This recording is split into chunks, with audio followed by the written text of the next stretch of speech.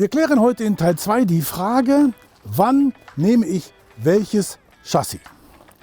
Dieses Fahrzeug hier ist der TU40 mit dem kurzen Radstand von 7470 mm. Und dieser kurze Radstand sorgt dafür, dass der 40er einen sehr schweren 40-Fuß-Container aufnehmen kann, ohne dabei die Triebachse der zweiachsigen Zugmaschine zu überlasten. Warum?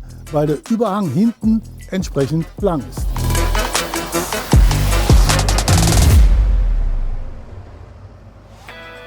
Der TU40 kann allerdings keine 45-Fuß-Container.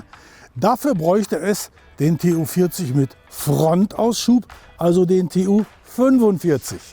Der könnte allerdings auch nur 45-Fuß-Container mit langem Tunnel aufnehmen. Der TU50 hat den längeren Radstand von 8115 mm und ist somit prädestiniert für die Dreiachszugmaschine.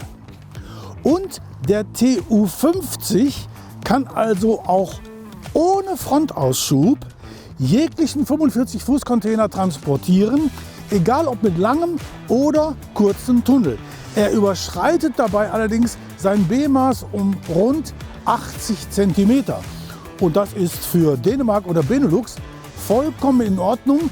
Er bräuchte aber für Deutschland entweder eine Ausnahmegenehmigung oder eine Zulassung als Lang-LKW Typ 1.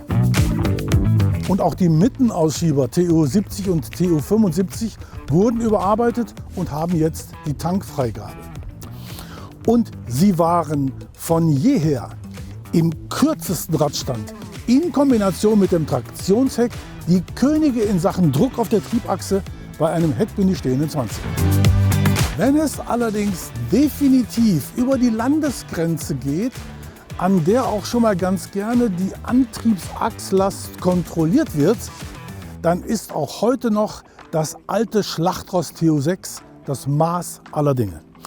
Denn nur der TU6 kann den 20er mittig aufnehmen, fährt mit optimalem Druck auf der Triebachse zum Kunden und schiebt dann das Chassis beim Kunden zusammen, damit der Container heckbündig entladen werden kann. Und wenn du den 20er auch in den Mittelgebirgslagen häufiger zum Kunden abliefern musst, dann empfiehlt sich auch da nach wie vor der TU6.